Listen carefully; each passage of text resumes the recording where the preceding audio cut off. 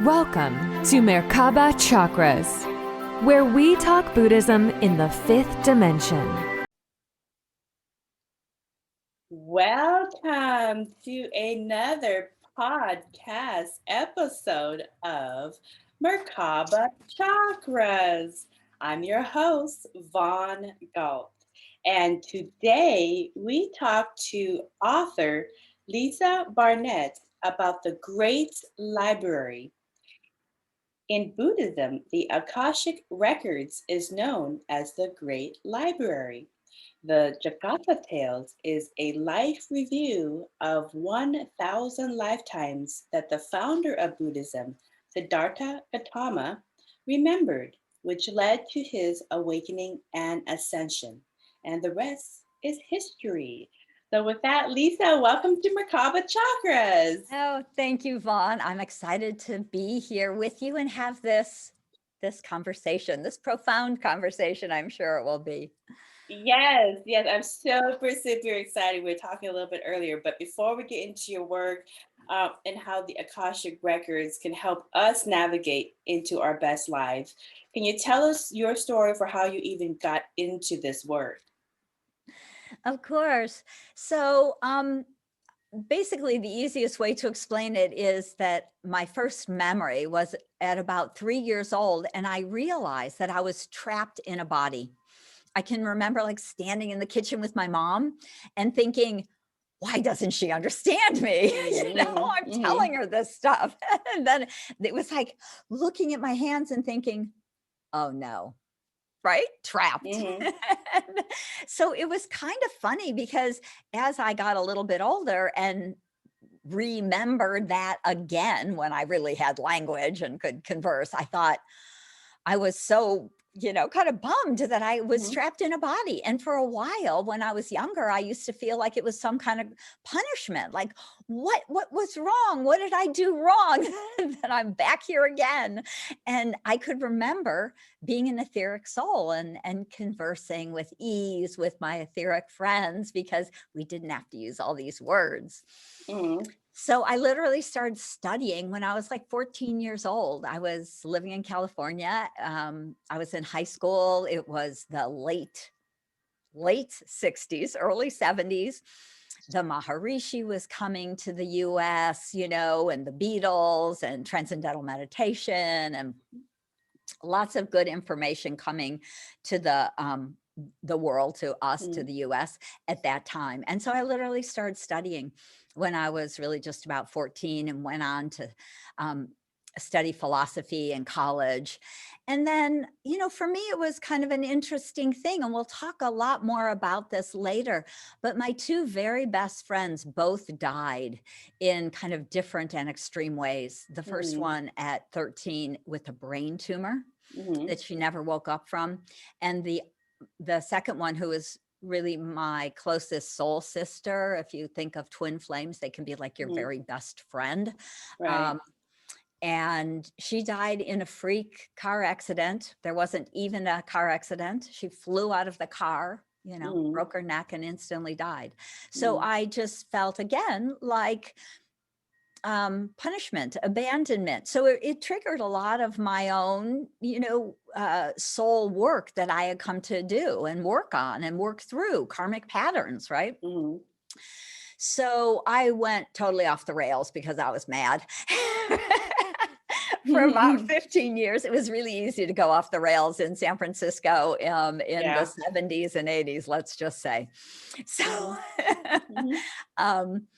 but it was really through, again, chronic fatigue, chronic illness that brought me back through acupuncture and energy healing to wake back up again and realize that I myself had come in this lifetime to be a healer and to bring this sort of work back to humanity. So I started studying energy healing, and the Akashic Records showed up, even though it was still very unknown back in the 80s.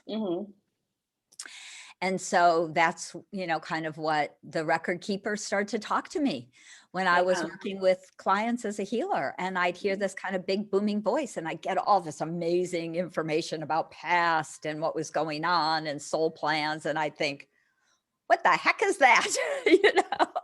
Yeah, yeah. Now you heard a booming voice. So what do you hear, like a voice, or do you just have a feeling of images like this No, feels right, it or really how do you? felt, and it wasn't, I'm going to say it wasn't really from outside of my body, but it felt like it was. It was like a big masculine voice that would give me this very expansive information that I never received from my higher self, from my intuition while I was doing my everyday energy healing. So what I'd realized with some clients, and the record keepers later said, when I would come together with a high vibrational client and I had a high enough vibration that we could move into their Akashic records to do this bigger healing for them. Right. But I didn't know how to do that for myself. So that came a little bit later. I worked in the records back then, kind of hit or miss depending on the client for almost 5 years until I actually realized that's who this big booming voice came from. And so once I finally was able to consciously say, oh, I can connect to the Akashic record keepers and do more studying and research and all of that, it became something I could do at will, right?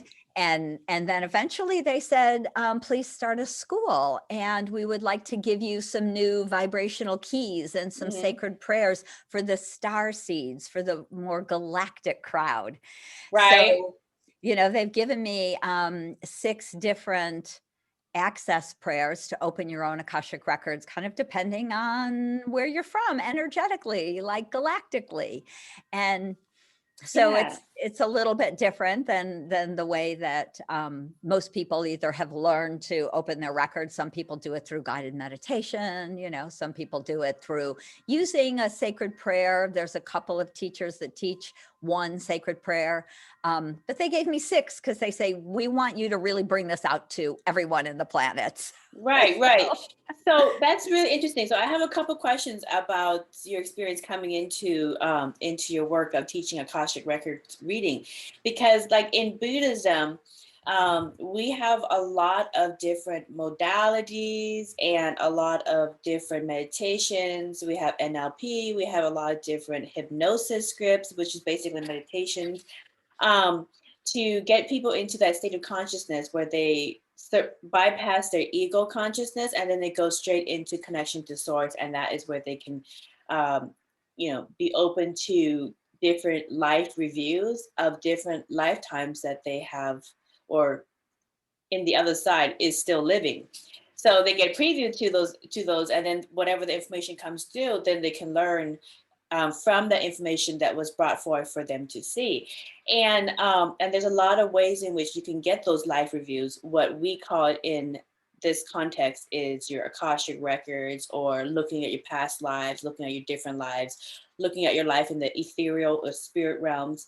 But you also teach not just past lives, but you go beyond the records of Earth, and you go beyond into like their spirit records, like what they were doing in the spirit world, or less the spirit world, more what I call galactic. So galactics. Okay. Yeah, the record keepers say that when we individuate from source, we have many, many long journeys sometimes we live in different dimensions and realms. Sometimes we're part of an angelic realm, or sometimes we live on other planets or dimensions. Like people would say, oh, I'm a star seed, I'm from the Pleiades, or from, Sirius, or I'm from Andromeda, whatever it might be. And so what I find is that the prayers that the record keepers have given me connect to these, like a Pleiadian prayer, a Sirian prayer, Arcturian, more of a galactic traveler for those of us who do a lot of traveling from one dimension to another, one planet or plane to another. And so there's some information about those lives. And again, I really find that when we access our own Akashic records, we all as humans have our own levels of abilities and filters and information we can access, but we can access past lives all the way up to this very present moment. We can, the past from this moment back, this place, plane, dimension, and others. So I can ask about, say, past lives that I had when I lived on the dog star Sirius. Now, I personally feel I've got a strong connection to Sirius. They say that the original, many of the Egyptian gods came from Sirius, so it's also very connected to Egypt and what Egypt became. Blue and people. So we get, that kind of information. Some people probably, channel more specific information depending on who you are and what you want to work on, right? In your Akashic records. But they're vast records. So let me ask you something, because, I've spoken to different Akashic Records readers, and a lot of the information is very insightful, and it helps people kind of navigate their reality, navigate their experience here. Why did you incarnate into the physical form? Because obviously you have remembrance of coming down the dimensions and coming down the frequencies into the physical form, and you weren't really happy with it. It was almost, you felt like you were being demoted. So why would you, quote, quote, be demoted back to physicality in such a dense planet like Earth? Well, because I had made a soul contract a very long time ago with Gaia herself, with our dear Mother Earth herself, to help to protect her and help humanity to be elevated and to awaken at this time. And so, why this time? Why this time? Why not other times? Well, so interesting. I've tried a lot of times. The record keepers say that I have had around 1,000 human lives, which I find quite appalling, honestly. But because it's typically about 25 and then they're done. Actually, the record keepers tell me that most people live hundreds of lives because we get stuck in the karmic patterns. But most of us figure it all out and get out of here by 600, 700, 800. So I'm like, what am I, an idiot? 1,000 lives? Are you a slow learner, or are you just doing a lot of extra volunteer work? A lot of service. It really is.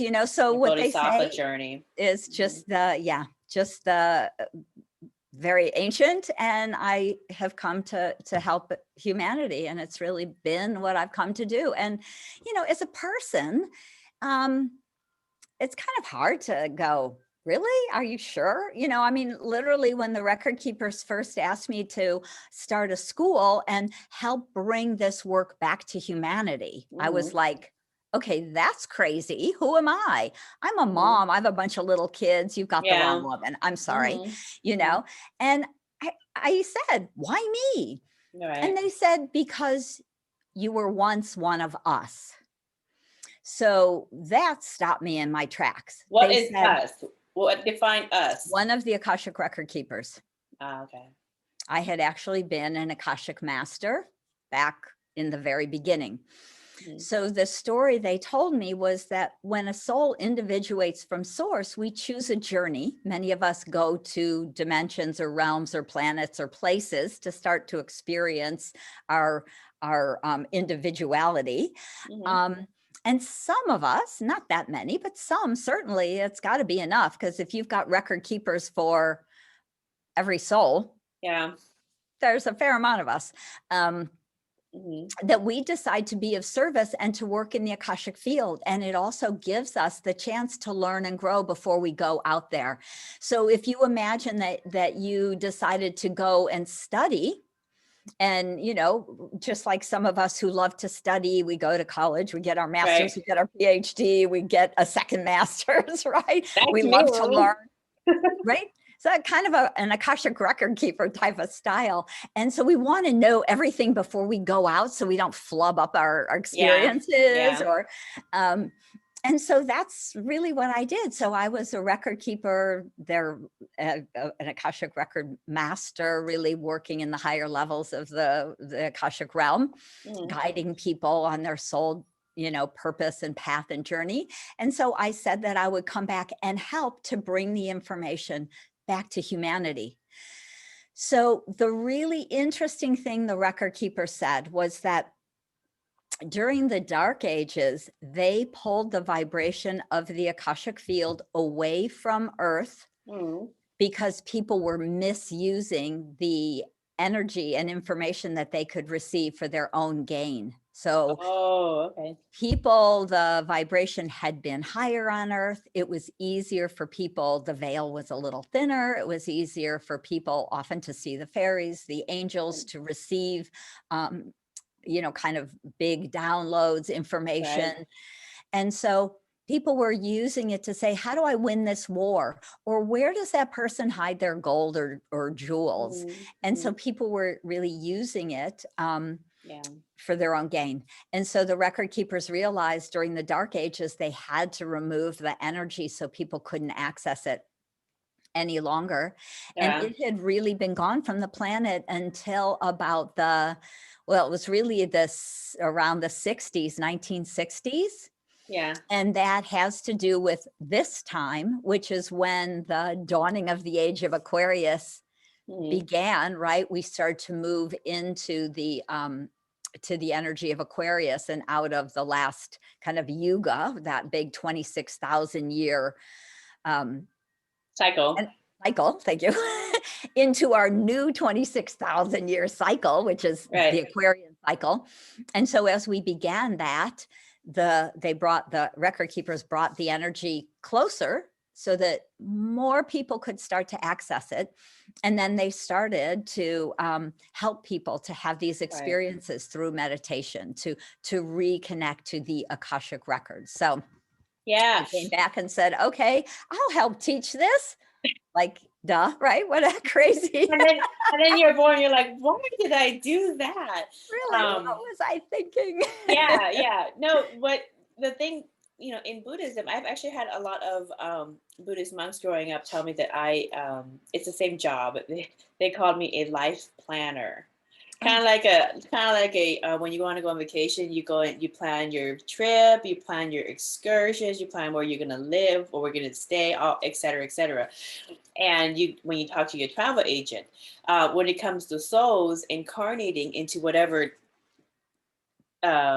excursion that they're going to go into, they talk to a life planner. Probably it's the same definition. But the funny thing is that in Buddhism, we call this whole life journey, we call it a sojourn, which actually a sojourn means journey. It just means to journey. But another definition for sojourn is vacation. I love that. Buddhism, the word, because you hear a lot of Buddhists, go, oh, have a great sojourn, you have a great samsara, you have a great journey, you have a great sojourn.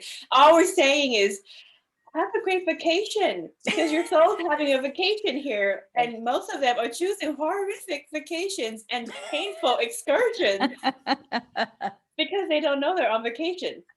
But that's basically what it is your soul is on a vacation from source. Right. And you pick where you're going to stay. You picked the vessel in which you're going to experience this from. You picked the storyline or the aspects of your vacation that you're going to try to experience. And you even put excursions in the experience. And a couple, just to make it, just so that you can grow and expand, you put some life challenges in there as well. So people are like, what? This is a vacation? And they get really upset with that idea because they're like, I've been planning this whole thing wrong. So, but it's really, really funny. So we're talking the same exact language. And then for the advanced souls coming back with some knowledge, your Bodhisattva journey. So, which can be difficult because it's like staying in kindergarten and teaching the kindergarten class over and over again and teaching the basic building blocks over and over again. And you're kind of like, oh, am I beyond this? Am I beyond this? That's what do you say that a lot? Yeah, it's been, and there's different times, of course, that are, harder and more challenging. I think now, now that I've gotten quite a bit older and my kids are grown and all that sort of thing, I get to really have more vacation. Like I just was talking about coming back from a 3-week trip to Croatia and to the Bosnian pyramids. And it's so funny that you say that because I think I've always been like in this life, like a travel agent. I Yeah, love to travel. The me record too. keepers say you're a galactic travel. You've traveled the universes forever, right? Yeah. And so, and my husband always laughs. He was like, "You are the best travel agent I've ever seen. Everything, I find like the perfect places." We had some friends meet us over in Croatia, and they changed all of their hotels to join us. They say, "You just pick the best hotels and the best Yeah. people, and everything's so nice." And I'm like, "Well, that's the gift of coming to Earth 1,000 times." We Yeah. Same exact. My husband and we have the same exact thing. Like when we go on vacation, we take videos and we put reviews on with the, oh, here's a great spot to do this excursion here on this island or that. We have the TripAdvisor. We have a whole thing Yep. of TripAdvisor. I even wrote let me see. I wrote coloring books. Hawaii vacation guide. I love it. It's a coloring book of coloring. That's my husband and I. Oh, I love it. So anyways, I write coloring Yep. books for kids as well as Buddhism books, but I write coloring books, and basically it details all of our vacation excursions, where to go, what we did, and typically we pick the best spots, and they're not expensive, they're just not known yet. Right. Yep. You know, we did a little bit more research, and we used Google Earth and found the vacation rental or the house or the hotel right there on the beach that is not advertised, because they're going through remodeling and everything's 50% off. Right. You Right. know, Right. and so Right. you know, you find those little jewels and stuff, and then you find the excursions that you want to go to, but we don't like a lot of people and a lot of traffic, and we don't like long lines to go to the bathroom or to go anywhere. So we pick we call and we ask them what are the times where it's less people, and that's when we book around Yep. the trends. Yes. And Right. we have the best time. The best time. I really am like a life travel agent. Right. And those are some of the great gifts and the perks of being ancient, really, really, really old, right? I think it's innate. And being Innate. kind of, yeah, you know it, you feel it. Again, a lot of it, I think some of the great gifts that I've realized are kind of a lot of lack of fear and worry and concern, because we know we're infinite, and this is just a flash in the pan. This is just one tiny, of course, one life out of 1,000, right? Right. So let's talk about these life contracts. So one of the things that's common in Buddhism is that many people repeat unconscious behavior patterns that do not serve them positively lifetime after lifetime due to the veil on earth. And I think these veils are thinning because a lot of people are remembering different life experiences, or they have muscle memory of certain phobias. But you know, when challenges come up in our lives, they are those life lessons that are here to kind of test us and kind of, because we agreed to them. And this is the hard thing. A lot of people don't understand this concept of soul groups and soul contracts, and why would we agree to challenges? Can you talk about that? Right. Oh, absolutely. Yeah, how Because can we it use this is, information to heal that, yep. Yeah. So, of course, I do still a lot of Akashic record readings for clients. And one of the biggest questions that people come to me for and ask about is often it's kind of like, do I still have a soul contract with my spouse? Like, is it safe to divorce them yet? And it's be the one that's responsible for if they do divorce or stay, you're like, oh, trying right. to Is be. there still something to learn? So what I love to explain with people is that we really do write a whole plan, like we we're talking a little bit about before we come. So we write a soul plan, and they are including soul contracts with numerous people. We Yeah. actually have 25 to 50 soul contracts with people. Wow. To support each other, Mm. to have significant partnerships. So that could be a spouse, a best friend, it could be a sibling, or even a parent. Right. And so, and of course, there are the ones that I always say have karma attached, which Yeah. means those are the challenging relationships that we came to learn from. And Mhm. that's about that learning, that growth, right? We come to earth to grow as a soul, to become a wiser soul. And that doesn't happen when you're just having fun on vacation. You have to Yeah. have some challenges, right? Yeah, that's some Right. So challenges. Yeah. all of those, mine were very much about like death and my friend's death and chronic, health issues and just, whatever that could be, being human, ego, all of those kinds of things. We all Yeah. have these kinds of challenges to learn from. A lot of us have financial challenges, karmic patterns we want to learn about, money, different things. So those can be connected to people or not. Right. But when we write a soul contract, it doesn't mean it's for life. So you can have a short contract to have a very short relationship. You might Right. have a contract with, say, a man to have a brief, Just have a one baby night, with. 1 Yeah. month Yeah. relationship to have a baby. The contract's about the child, right? Right. And so it's not always in your highest and best good to stay with that father. Right. Sometimes it is, but sometimes it's not, right? So again, it comes Right. back to things like right or wrong or good. It's not good or bad. It's not right or wrong. It's like, what did you plan as a soul? Mhm. Did you want to be with that person? Are you to work through the lessons? Are you to grow and stay together? Is there a contract that say man had with the child or not? Mhm. Right? Yeah. Yeah. So we can see some of our challenges actually have to do with what we wanted to learn and what we planned before we came into a body. Right. So, it's interesting to look at those pieces with clients and say, do you still have a soul contract? And sometimes they'll say, it's been finished for 10 years. You've just been putting yourself through it because you feel guilty, right? That's a human That's the lesson. experience. That's the Mhm. lesson, is to get over the guilt. Right? Get Well, over the guilt. let me ask you this, because let's fast forward. The only real energy is love. Yep. There is like all negativity, all blockages. Those are just lesser degrees of love. It's just kind of lowering the energy away from the natural state of love.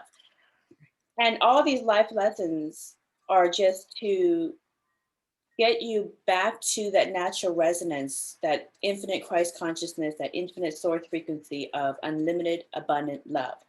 So the question about love is that everybody has a different definition of what love is and how they find that resonance in that life challenge. So let's say somebody has a difficult relationship with their spouse, for example, or their children, somebody in their family, and it really is, they've tried and tried and tried and it's not working. What is the common solution to find peace and that balance of love in this type of relationship? Right. What guidance do you have, people? Well, it's usually 5 different things. It's rarely one because we are such unique souls. But this is Right. what the record keepers are saying to me, is that so much of really the healing comes from turning inwards, Mhm. actually finding our own heart and finding our own self-love and aligning to that, Mhm. right? Being able to move from a place of hurt or jealousy or victimhood to self-love and knowing that you are pure divine source energy. Mhm. Source is always here with you, for you, infinitely. And so when we can come to a place of our own self-love and fill ourselves with that pure, not selfish, but Mhm. divine, Christ conscious love. I love that you Mhm. use that word Well, because, Christ is just another word for light. In Buddhism, it's just another right, word, or crystalline consciousness. right. It's just It is light. not a person, it is a consciousness. Mhm. And when we can be the divine consciousness or Christ consciousness or that light of the all of the one, and Mhm. we can feel that and fill ourselves, our body, our heart, our life with that, we can expand that out, exude that, and people react very differently to us. Because Yeah. we are now being love. We are not being a person with an ego or a hurt feelings or a judgment. We're just being love. And often what I find is either those people go away because they can't deal with that. That's too much for Right. them. It's Right. not in their resonance framework, right? So they're like still working anything, out some life lessons. So right? some people They are need stuck in to, certain levels. right? Okay. And because we're not here to save everyone. We're not here to Right. heal everyone, even our spouse or our children. Sometimes it's just about them and their life lesson and what they're experiencing. And Yeah. we can be love, and they can try and match us, or they can match us, or they can feel that love. They can shift, they can heal, or they can say, I really need to go on my own journey. Yeah. And Yeah. so often they will kind of resonate and raise their vibration to be more of a match to us. Mm-hmm. Or they disappear, right? They leave our lives. They leave us. They sometimes walk away with anger, but Yeah. often, they walk away, or sometimes we realize that it's in our highest and best good to move Yeah. on and move forward. And so there never is a right or wrong, but a lot of it is about this higher vibrational, crystalline light, holding this pure love for ourselves. And I know that they Right. also speak about this in Buddhism, but Mhm. it's really about, being that one divine soul. And so any challenges we have, if we look inwards and we look for, where do I have that challenge? If I'm angry at that person, where do I have that trait? Right. Where Right. am I holding that? What's my judgment about? And so we need to, again, just come back in, get out of our head, get out of our judgments, get out of our ego, let that ego Mm-hmm. take a vacation. That's a good thing to do with Yeah. vacations. If the Send your ego can go ego. to the light, and if the ego loves the light, once it goes to the light, it doesn't want to come back. You sometimes you have to call it back, like, come back. I need Right. a It's dual useful. nature. Yeah, because if you just have the higher self and there's nothing reflecting back to it, then sometimes you have an ego to kind of step in and be like, I said no, and that's the way it is. Right. I don't know why. I don't know why, but I just don't feel comfortable. So, it's a case by case basis. Yeah. Yeah, so that's very good to know. So let's explore this concept with another topic that is very, very relevant, and I have been discussing this with Source over and over again. I need somebody to talk to about this such touchy subject about the vaccine and how it's dividing spiritual people to one camp or another, and how it's continuing to divide in different camps and continuing to separate. Because the thing is that, like, in Buddhism, 2555, we go based on the Buddhist era calendar. 2555 was 2012, and that was the official end of the 26,000 year cycle of the precession of the earth. Okay, and that was the beginning of a new cycle. Now, not everybody is going to be ready to tune into those higher energies of unity consciousness, Christ consciousness, unification, oneness, and be able to stop putting people in boxes so they can demonize and separate and create their own continued tribal feuds, and actually see the crystalline light in everybody, the sources in everybody. But that's what happened. And as more and more people go into that, they understand that. But then, like we were talking about, the Akashic Records gives us life challenges as learning lessons to either test us or to help us grow. Pick how you want to see it. And when it is very challenging, then this is a big test. So we understand we have soul contracts with our families and our friends, our spouses, but we also are part of the human group. Humanity itself has a collective consciousness, and we're trying to figure something out. So here's where the question lies. So the thing with right now it's trending, but the thing with the COVID vaccine discussion is you have people who, like myself, are very spiritual, do energy healing, connect to source, blah, blah, blah, go all of the above. And I have been benched. I have been benched a long, long time ago from this discussion because I took the flu shot once. I said this in other podcast episodes. I took the flu shot.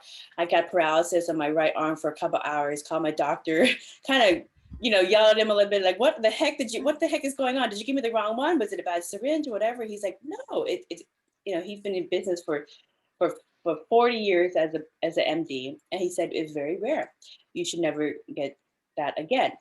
So anyways, fast forward, COVID comes around, the vaccine. And I tried to get it because I am a caregiver for my handicapped brother, and the Department of Developmental Disabilities, the DHHS, they put it out for healthcare workers early on.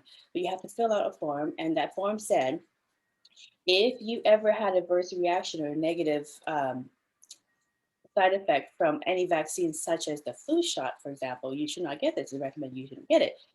So I answered yes, and it came back and said, you're disqualified.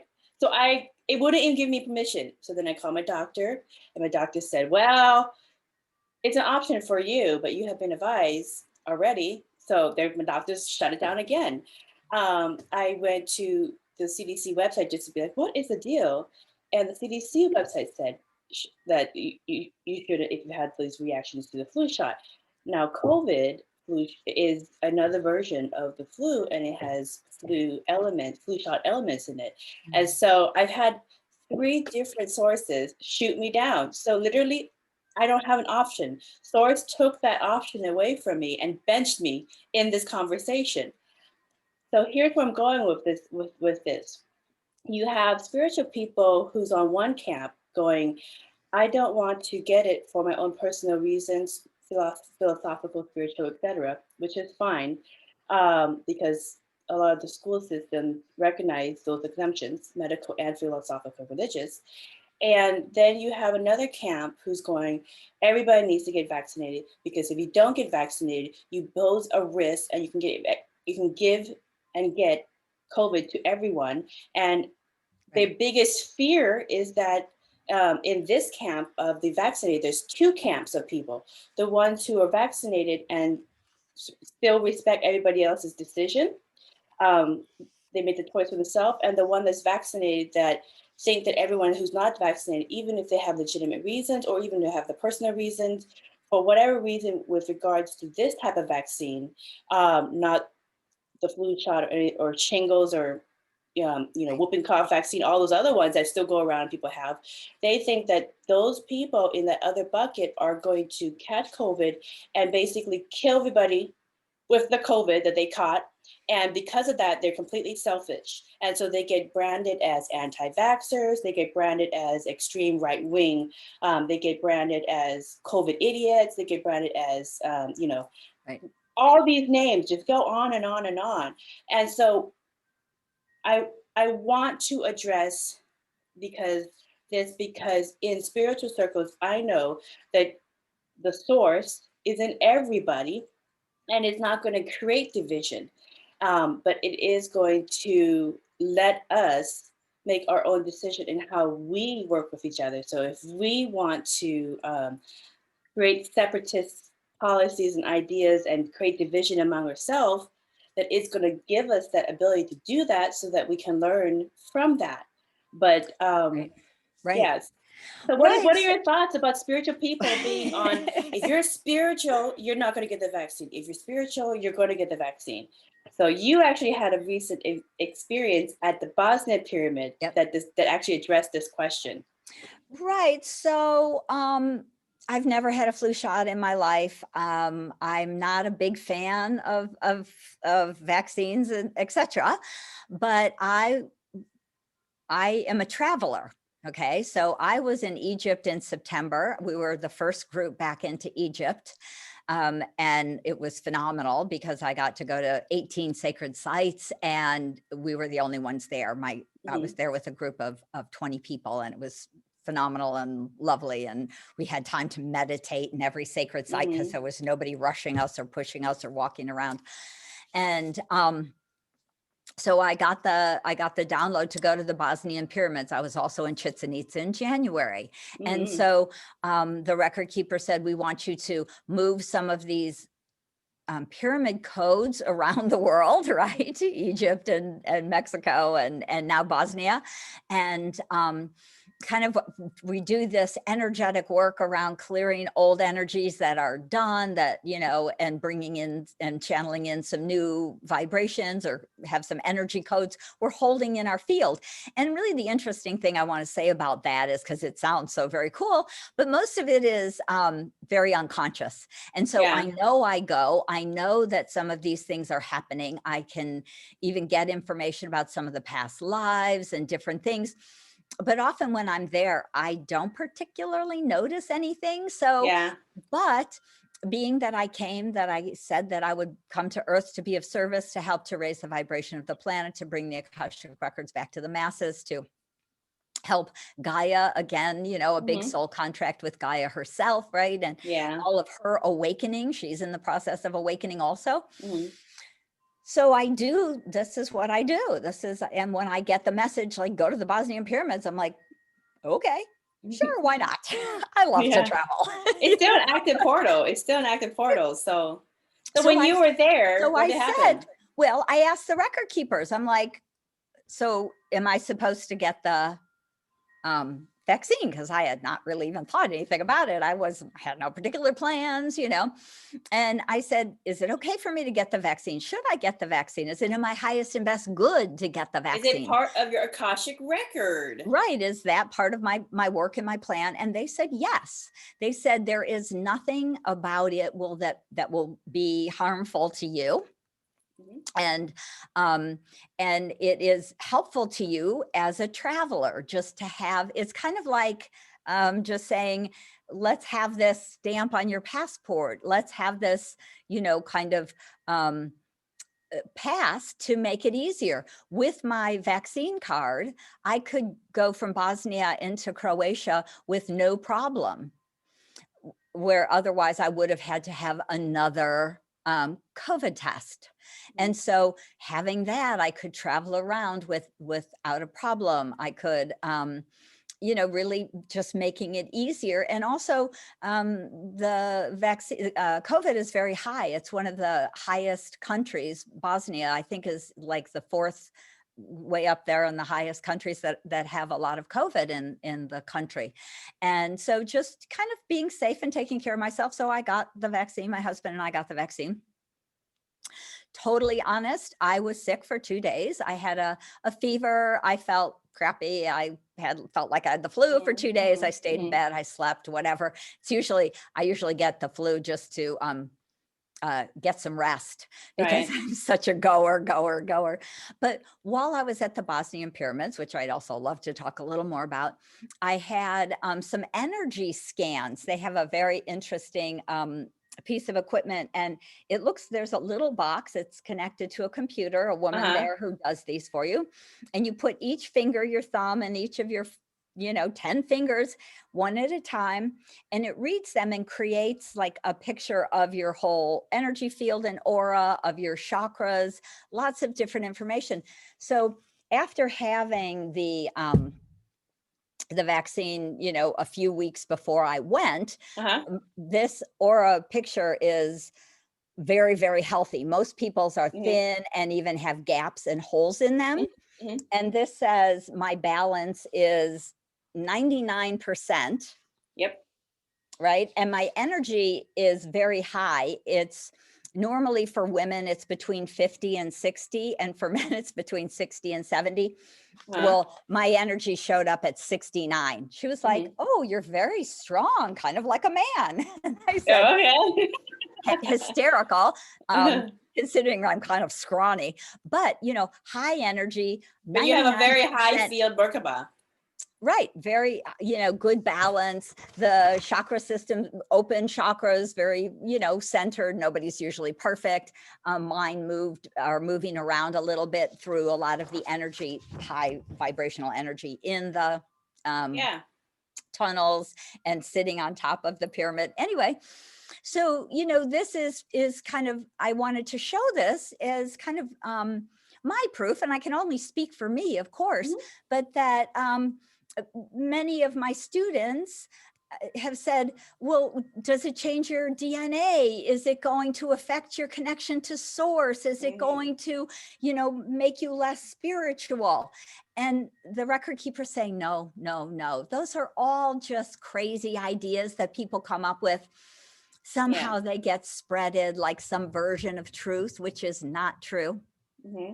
And so you have data showing that even if you choose, and I would preface the word choose or choice, because we have free will and we have choice in this experience, and the Akashic Records recognizes that even if you choose to get the vaccine, it is not going to affect your spiritual acumen and your aura field and your ability and all that. So we can squash that worry that if that a vaccine is going to make you less spiritual, it's going to take away your energy healing abilities, it's going to, et cetera, because you've already shown that it's not.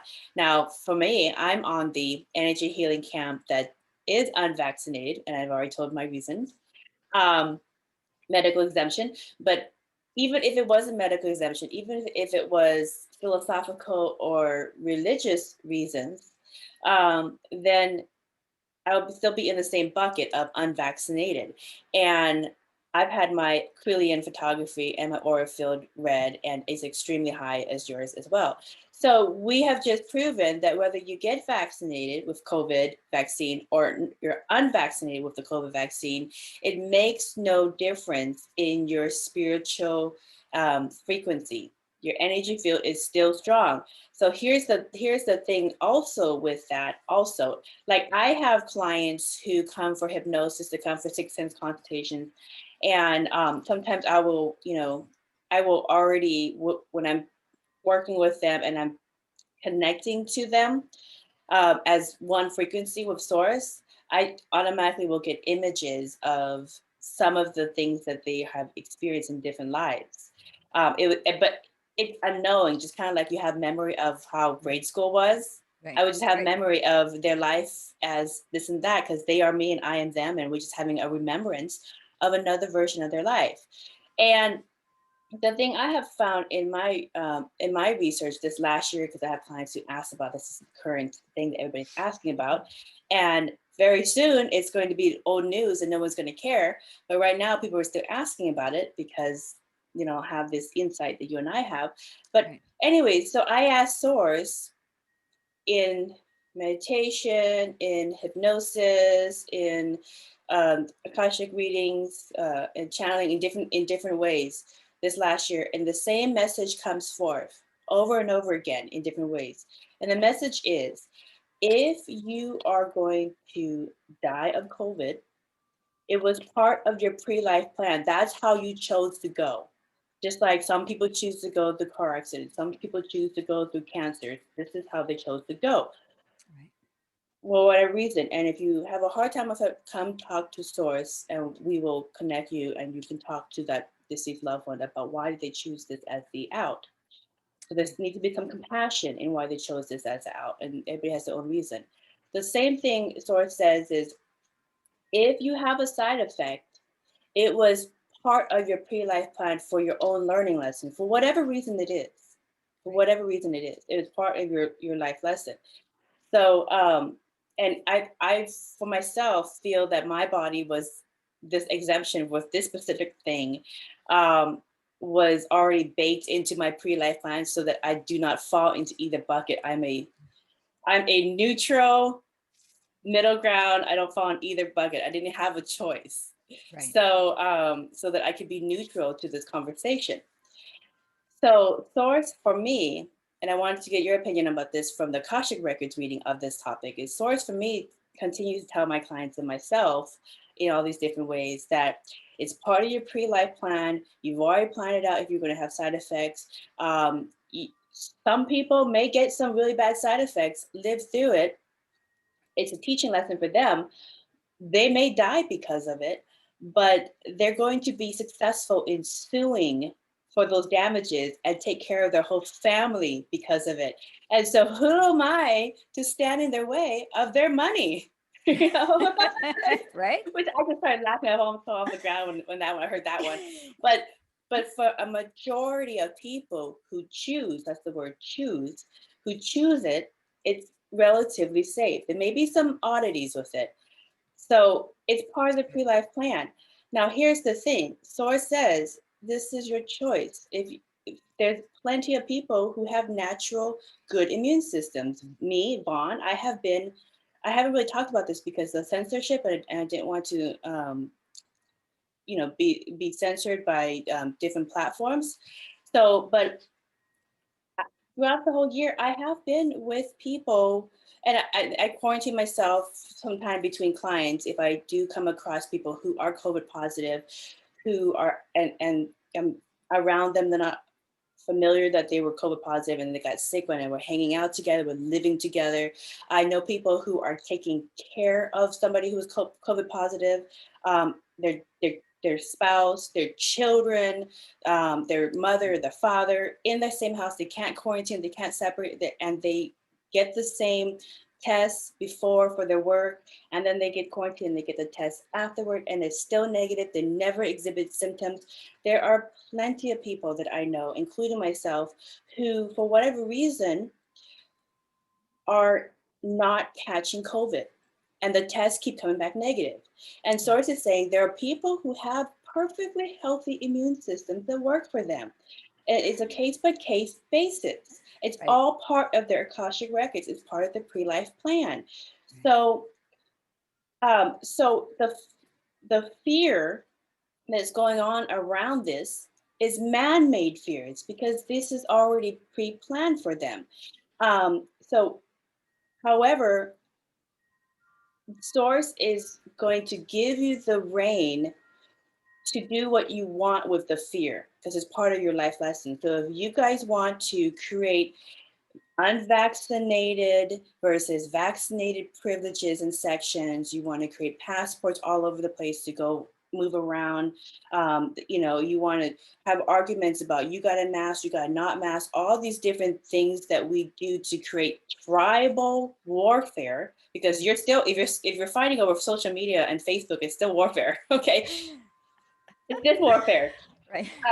So your blood boils. You still get the same heart palpitations as if you're physically hurting each other anyway. So if you want to create those man-made fears and the division, use this as a way to divide each other, even though as spiritual people of high frequency, you know that source is in everybody and it's part of the pre-life plan, whether you agree with it or not, then you could do that because that's part of your life lesson. You still need to learn that. So what does the Akashic Records that you have about people who are using their fear of catching COVID and dying and then pushing these different restrictions? Because I know, like you said, like when you're in Boston, they the vaccine passport worked for you really easily, but there's a majority of the world cannot afford the vaccines, and so this isn't even an option for them. And a majority of the countries in the world are not going to refuse people and tourism because of that. So small select countries may do that, but you're still going to have to be okay with most of the world just having natural immunity and not participating in these vaccinated privileges and passports. Right. So how do spiritual people navigate this terrain of division that's bubbling up? Actually, what comes up to me in the Akashic Records is actually even the bigger picture. And part of what we're working through really in this energy and time is we're trying to move from a very three-dimensional world into a higher five-dimensional world of unification and pure love. And it's about separation and fear being the two aspects that are so important for us to heal. And what the record keeper said to me whatever, now it's a pretty long time ago, right? when COVID started, and when we had the whole stuff here in the US with Trump and this, and I mean, one thing after another, the record keepers just kept saying, we create ways to bring our challenges, up to see. So we need to be able to go, oh, there's a huge issue with the patriarchy over the matriarchy, right? Masculine power over feminine, right? Men are still paid more here in the US. I imagine it's similar mostly around the world. Huge, differentiation racially. All of that needed to come up to be really seen and really work through in so many levels. We started again with that back in the 60s and with Martin Luther King, and then it got sidelined. We weren't ready to really embody and embrace the ability to release all of our views around whatever the color of skin, and to really be able to change into, again, love. We are all divine souls. Doesn't matter what you look like at all, whether it's short or tall or any other vaccinated, aspect. unvaccinated, vaccinated or unvaccinated, it doesn't matter. We're all pure divine souls, and we have come to learn this. And part of that is about releasing fear. So, and it's true, like in a place like Bosnia, where COVID is so high, because no one's sending them. They were supposed to get, vaccines from Europe and from the US, and no one's sending vaccines because they want to vaccinate themselves first. Now, finally, and now we're vaccinating the younger generation, and right. And now it'll finally start to go overseas, which is good. So we want people to have a choice. If you want to have a vaccine, I would love it to be available for everybody and for those people, but if you don't want to have the vaccine, the record keepers say, look at the reasoning. What is triggering you? What is your fear of? Are you afraid that it will block you spiritually? Well, I would tend to say, what? It doesn't. Is it going to make you really sick, or what is it? What are you afraid of? Right. Yeah. And so if we, again, just like they were saying earlier, turn inward, turn into your Christ consciousness, your divine light, your memory that you are a divine infinite soul. You were always here. Yeah. Even if you die, you're still here. Right. Yeah. Yeah. And so what are we afraid of? What are we fighting against? What are we judging? And until we can break through these barriers, whether it's COVID or still Palestine and Israel are fighting. And COVID's over, time to kill each other again. Whose God is the better God? Whose land is more sacred? Who's my land, your land? What, my God, your God? Until we can stop all of this, we'll never really, as a world, move into a higher vibration and really be able to create heaven on earth, to really create that sojourn, that huge soul vacation that we all came to have, right? This is how we release and we realize that aspect of life. And when we raise our vibration, what we notice is that when we're more love and more joy and support and goodness and service, that's exactly what we draw back to us, is more love and joy and support. And so our life is good. Life gets a lot easier. And when you're fighting and judging and fearing and arguing, we're finding more challenges that will show up, be seen, to be healed, to be recognized. We want to see these triggers in our lives so that we can go, oh, I'm doing that again. Right. That's that button. Yeah, in a lot of the information that I get from source, and all the different ways in which I get it through my clients, and through different sources, is that like COVID. The interesting thing about it is it's going to eventually become like the flu, and the vaccine is going to eventually become like the flu shot. It's optional. Right now, it's just a hot button because it's new and there's not a lot of unknowns, and so it's going to work through its life, its course. But the Akashic Records, just to be clear, if it's part of your life lesson or your pre-life plan to get it or not get it, to get a side effect or not get a side effect, um, you picked it out. It was already for you. So with regards to people getting the vaccine or not getting the vaccine, there's always choice. Okay, so it's clear. Right. The Akashic Record says there's always choice. Always choice. What they always say is there is no right or wrong. There is no good or bad. We come here to learn and grow as infinite souls, and we have been given free will so that we always have choice for ourselves. Yeah. So even with regards to the Akashic Records, the concept of everybody has to, I mean, the people who choose for whatever reasons to not get the vaccine with regards to COVID or even the flu shot, which nobody cares about now, anyways. But people who choose not to get the vaccine, they are okay with others choosing to get it or not get it. There's free choice. But there is a bucket of people who get the vaccine and don't want anybody else to not have the choice to not get it for whatever their reasons. Everybody has to get it in order for the construct of everybody being safe. So that's the bucket that seems to be the one that's most challenged with people around the world who are not going to ever get the vaccine because not or who are going, or there's not going to be vaccine privileges. There's not going to be passports in their country. So not everybody's going to wear a mask for the rest for a long time.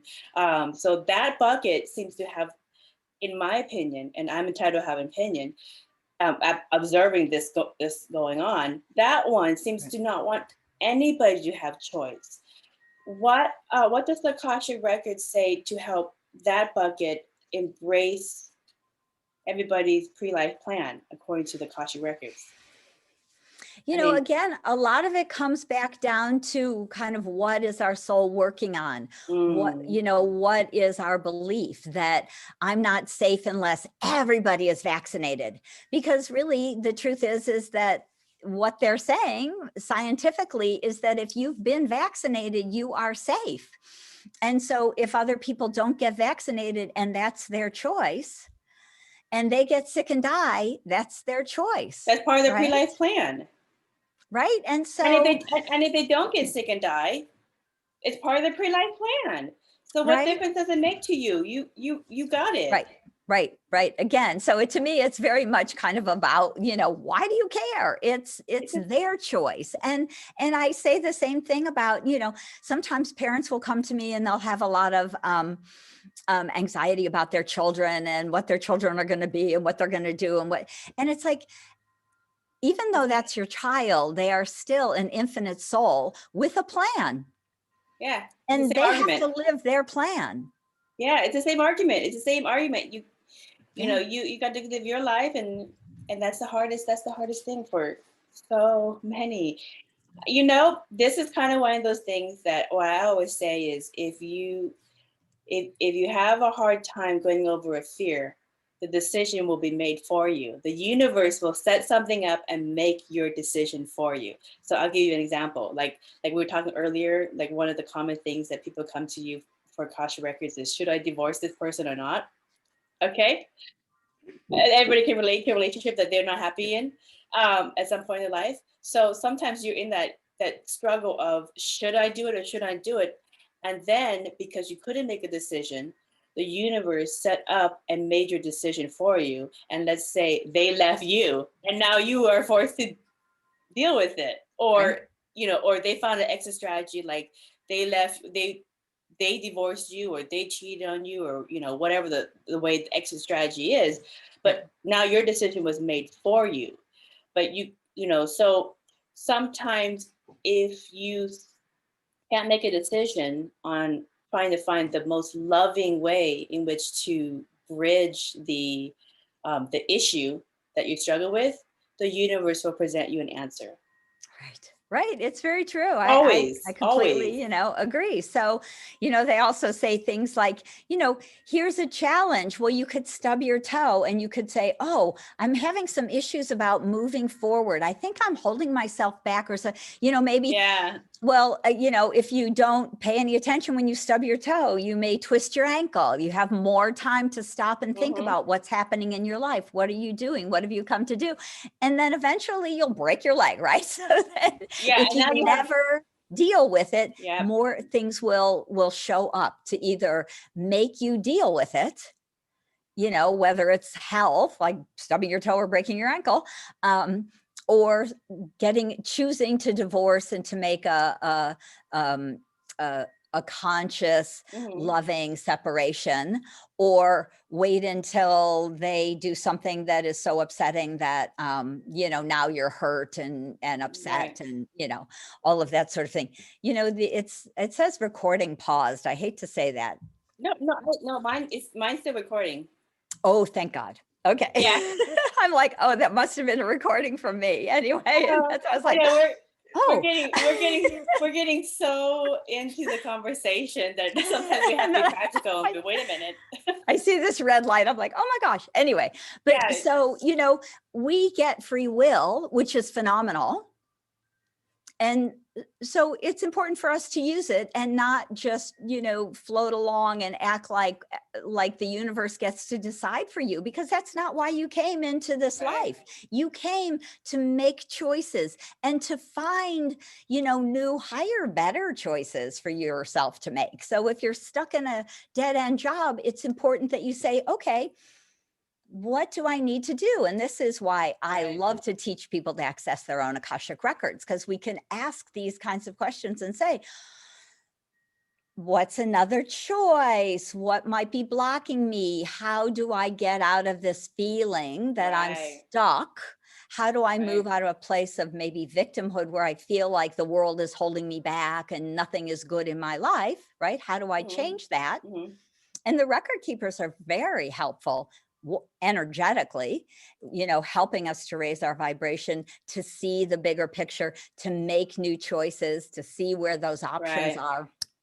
And so this is one of the reasons they said to me all those years ago is we want humanity to have access to their soul plan, to this bigger, wiser information, and to actually start to understand who you've been in other lifetimes.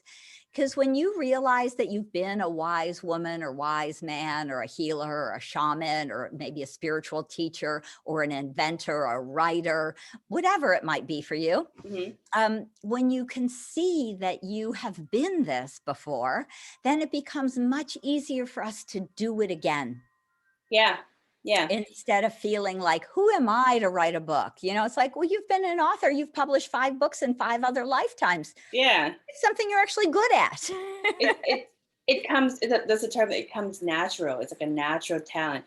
It's natural talent because you've done it before. Right. Exactly. Yeah. Exactly. And, I really like, because you say the same thing that that I recognize as well. Sometimes when life challenges come, especially with the collective consciousness with COVID, and previously was the US the election, and then before it was the blah blah blah blah, blah whatever the current thing is, we find creative ways to bring up polarity so that we can decide who are we, right, and find the most loving, peaceful way in which we can do a collective compromise. Right. Balance, So, right? Balance. That's really what Source and everybody who works in the Akashic Records or in any way in which they connect to the crystalline consciousness, it's always saying balance, the middle way, balance. Right. So, let's talk about this in terms of parallel realities for people. How can people read their own Akashic Records for parallel realities so they can choose which timeline they prefer to engage in? Does the records kind of go into parallel realities? It's a fascinating question. So, Like Mandela effect, did he die in prison? He did yes, not die in prison. yep. I get it a little bit different. So when I ask often the record keepers, and I do a lot of healing in the Akashic Records and in the quantum field, because of course the Akash is in source energy in the quantum field of the all, no time, space, right? So I can go into ancient past lives and heal them, which creates a shift in your reality and your life now. Right. So we have all that ability. And what I tend to find is they'll talk about, sometimes we'll do healing on a parallel life or a parallel universe because that energy could be pulling or draining or affecting us occasionally. Now, kind of rare, but it can, sometimes, like anything, there's a breach, the wall has a hole in it and the energy is kind of moving through, just like we have other aspects of ourselves, our galactic aspects, that we can ask to bring in that higher energy and vibration of that that galactic life as a Assyrian council member, or when I was an Andromedan master teacher, I want to bring in some of that aspects. And so we can actually reclaim a lot of these different energies in different ways. Now, what I find for most people, some people are very open and have a lot of very developed clairvoyance or claircognizance. They really can see these different things that'll come in. For most of us, we might feel it in subtle shifts over time. Right. But really what I tend to ask in the Akashic Records is for my highest and best timeline that I was choosing when I chose to come to this life. So we have collective going on, right? We've got a lot of collective timelines and collective jumping of timelines. And I zigzag because sometimes I don't like certain aspects, so I'll zigzag. Right. And I also get that because we have collective and the collective energy is raising, but it's not that high. So many of us are on higher, faster timelines that have already moved into the fifth dimension or well into the fourth dimension or even wherever. on. And so, I tend to really give it up to the record keepers and source, because I think they know so much more than I do. I know they know so much more than I do, right? So I would rather say, for me to do my highest Akashic work, to teach as many people, to share as much as I can, really to expand the consciousness and the awakening of humanity, please help me to shift and move into those timelines. And then it becomes important for us to kind of follow the guidance we get. Right. So when my guidance came to go to Egypt, to go to Chichen Itza, to go to Bosnian pyramids, because it was part of my path and plan to move some of these pyramid codes around to do some energy healing in these sacred sites, then we get to say yes. And not go into levels of fear or whatever it might be for us. And so I really believe that that's the easiest way to align to the highest and best timelines for who we are and what we came to do and be. Yeah, that's funny that you said that you have a past life in Andromeda. According to the Akashic, I have a past life in many in Andromeda. So my husband, as well as Lemuria on Earth, which was kind of coincidental. In Buddhism, Earth is a gift to souls.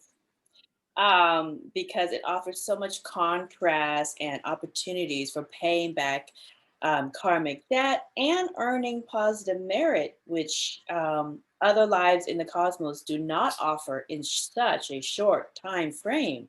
So that's what Buddhism says. So I found this golden ticket has long lines to reincarnate on Earth.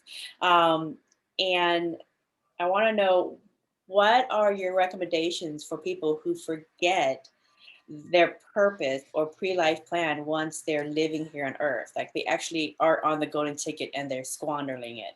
Right. Like I did for a lot of years. Well, I would say that, yeah, because we're human, right? We have that whole human thing. We have to kind of forgive ourselves and go like, okay, whatever. But, you know, I laugh about squandering it. But again, so this is interesting life lesson because still. well, right, exactly. So I said to the record keepers when I woke up and, you know, was working in the records all the time, and I said, God, did I totally blow it? I mean, I was awake when I was like 14 and studying, you know, spirituality and philosophy when I was in college. And I could have gone on to like whatever, be a something teacher or, you know, and they honestly, they laugh at me and they say, you wouldn't be who you are today if you didn't have those experiences. So they remind me, your compassion comes from some of these challenging experiences that you had. And so it was not you leaving the path. It was not you, you know, screwing things up. It was part of your soul plan. And you came back, right? When it was time to wake back up again and realize, oh, I came to be a healer. Oh, I came to bring the Akashic Records back to humanity. Yeah. When you realize that, then you did it. And that's perfect, right? Yeah. So, you know, it's that kind of process. We need to, you know, keep following the path and trust in a lot of ways that, you know, that we're doing what we came to do. So we're not really blowing it or really squandering it. But this is, again, why the record keepers have said it is time now in these, you know, in this time frame, whether it's 5 years ago or 10 years from now, it really is time for people to awaken, to raise their frequency, their vibration, their consciousness.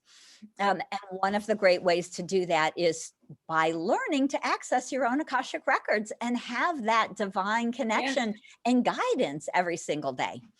Yeah, so, it worked for Siddhartha. I mean, he got his 1,000 life reviews. I woke him up. You know, you know, the other thing, the other way in which is a big wake-up call for a lot of people to get into the higher frequencies, the higher energies of their consciousness is through a health crisis like you. Right. And maybe this COVID endemic, which it will eventually become, is the collective health crisis that wakes us up into the higher frequencies. So instead of trying to find ways to further divide each other and further punish each other and further, you know, create our own little continued ego tribal warfares with each other using this hot topic, let's find ways in which we can get over the fears and bridge and get to those higher dimensions together. Because obviously this is our health crisis that's going to shake you out. One of the things the record keepers often say is it's time for people to wake up and take care of the body. Right. Again, to go back to organic food, to go back to more natural herbs and medicines, to get much more exercise than most of us do. And again, even COVID, in some ways, people staying home and riding more bikes and getting out in nature to leave the house. And all of those things have actually been very healthy and helpful for a lot of people. A lot of people have left the cities.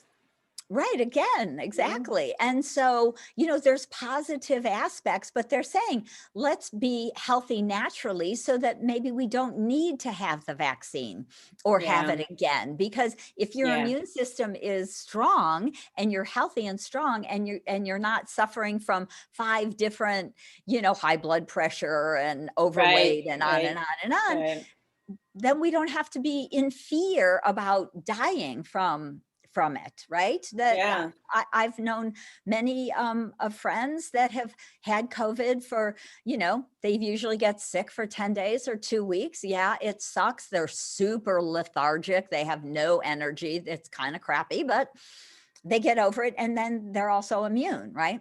You know, that just reminds me, nature has a way to diversify itself, because if everybody is on the same bucket and something comes through, it will completely dissolve that species.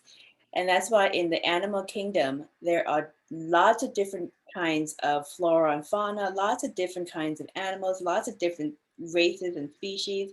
Right. And if everybody got unvaccinated or everybody got vaccinated, we just undiversified ourselves. So if something comes through, it will knock all of us out. So think Right. about that. Well, Diversification is nature's way. yeah. Yes, and it's huge. And the other kind of information, which is not really a very nice thing to say, but we have huge overpopulation. And so Mhm. the earth herself, Gaia herself, is a conscious being, conscious sentient being. So if this virus comes from nature, it may be nature's way of taking care of itself, Maybe, right? maybe, I don't know, but we will see how it evolves because the universe usually gives up its cards eventually. Right.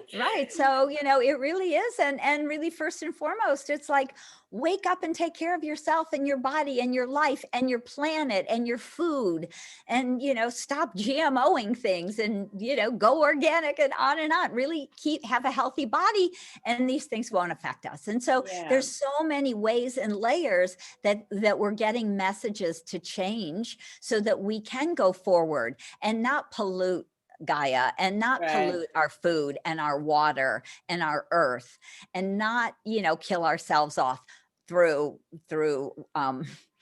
war or illness, right? So it's Right. a huge wake-up call, because the other wake-up call, the other timeline was to blow ourselves up, and we did a good job of getting past that timeline That into, is true. Thank you but for saying that, because that is the other way in which we were going to wake ourselves up. yeah. People who are tuned into it, the other way was for us to go through a world war and basically blow ourselves up and be like, there has been other planets in the Akashic Records that did that and they learned from that.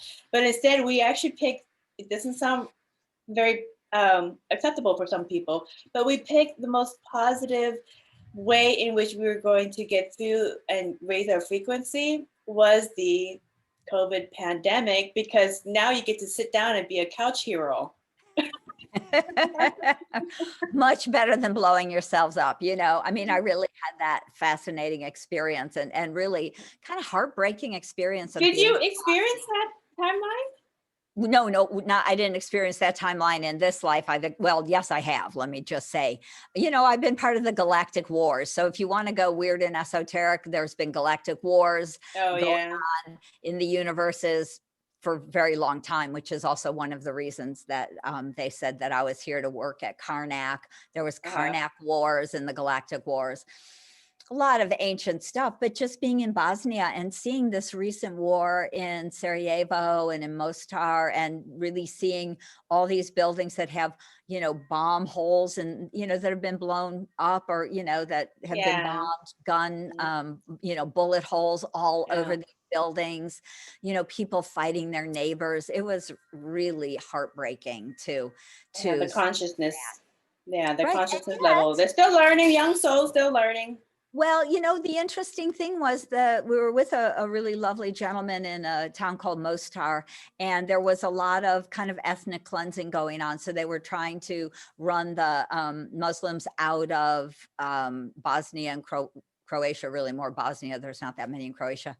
And so there was a big battle between Bosnia, where a lot of the Muslims live, and Croatia, right? And so neighbors were fighting neighbors. They're just across the border, or Yeah. living in the same cities. And so what he said was, he said he took one of his best friends prisoner at one point, and we happened to run into that man in the streets, Ooh. and they hugged their friends. So they've gone full circle, which is often the point of these, which is to go to that place of higher consciousness and understanding, to move into compassion and forgiveness, which leads Yeah. to awakening, enlightenment, and of course, love.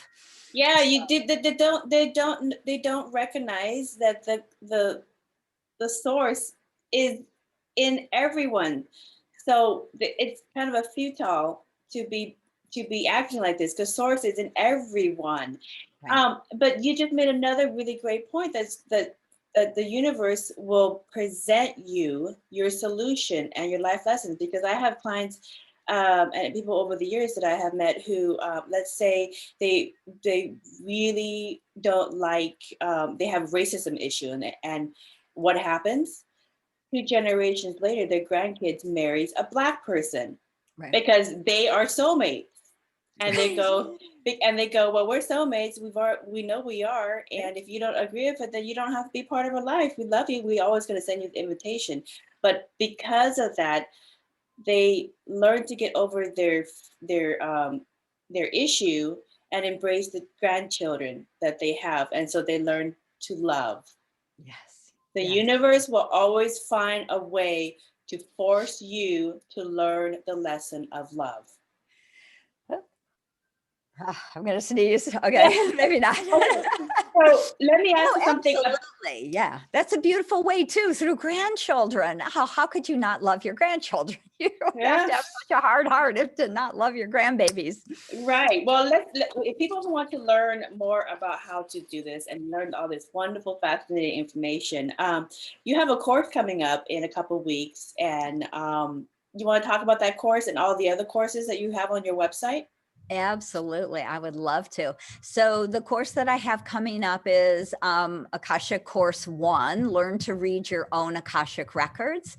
And it starts on June 8th, that's a Tuesday, at noon Pacific time. So depending on where you live.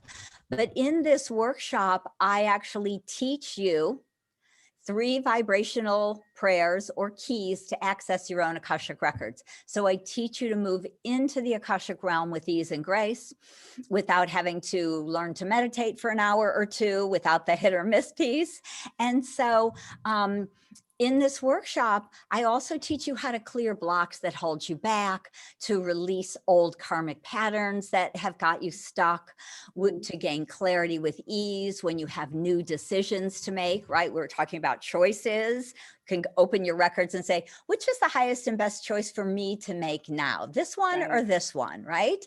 So you can actually get really profound, clear answers from your Akashic record keepers. And so in this program, there are 7 live calls, or they're also recorded. They're 2-hour live sessions with me on the internet. And so I teach you my 5-step wisdom prayer system. I teach you 7 Akashic healing prayers to help to clear and release old energy. We have like 12 hours of guidance and really just working in the records to learn how to do this. And so, like I say, that's coming up starting June 8th, and it's twice a week for 3.5 weeks. And so I'd love to have you join me there. So that's going on. I also have that similar course or same course as this home study program, which you'll find on my website. So if you want to learn to access your records, but you can't start on June 8th, or you're listening to this later down the road, home study course on my website. So I actually teach course 1, and then in course 2, we go deeper into the records, into all these different realms about past lives and more soul contracts and healing. I teach you a lot of quantum healing through the Akashic records in course 2. So it's a process. Course 1 and 2, the record keepers call Akashic Self-Mastery. And I even teach people to do this as a career. So if you're looking for a new spiritual career, I have quite a few people who are working with me on career mastery, where you learn to become an Akashic record reader and consultant and healer for clients. So if you're looking for a new career, this is another way to do it too. Or supplemental income. Yes. And you could do this distance too, so you can have clients from all over the world. All over the world. Yes, absolutely. I love that. Yeah. And I've got 2 books about the Akashic records. I've got the From Questioning to Knowing, which has 73 healing prayers that I've channeled from the Akashic Masters. They're both on Amazon. So From Questioning to Knowing, 73 prayers to transform your life. And the other book is called The Infinite Wisdom of the Akashic Records. And that actually is a great how-to book. So if you want to see if maybe you can access the records, if you're not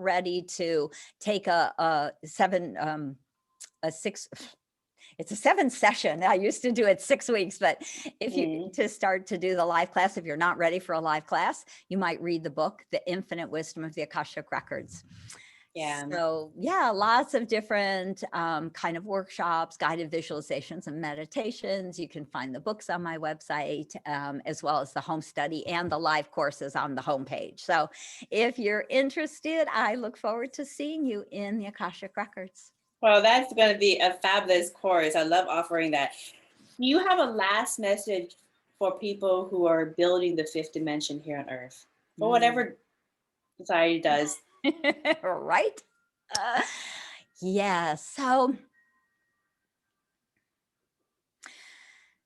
boy, the Akashic Record Keepers, I just feel it like a big hug, right? They just want to thank each and every one of you who are out there shining your light, helping to raise consciousness in however you do it. Again, no right or wrong. You can just be love and share that with your family or your community, or just shine it out, right? Often, like we know, meditations and different sorts of ways really are helping to raise the vibration of humanity, and that is making a huge change. So they just want to say, really keep up the good work. And they are so grateful for everyone's help in this process of awakening humanity right now. Oh, that's beautiful. Big hugs back to them. Well, Lisa, thank you for offering to teach people how to read the Akashic Records. For more information about Lisa's books, offerings, and all of her courses, please visit her website, which is akashicknowing.com. And thank you kindly to our listeners for listening to another enlightening conversation. Until next time, blessings. Oh.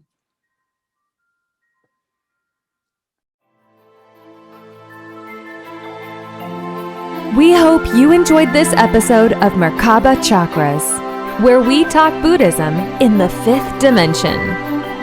For more information about today's guest, please go to the show description.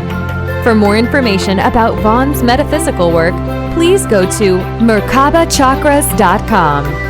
The views expressed today are for entertainment purposes and do not necessarily reflect the views of the host or replace any medical or legal advice. Don't forget to subscribe for more interviews about the fifth dimension. Until we meet again, blessings.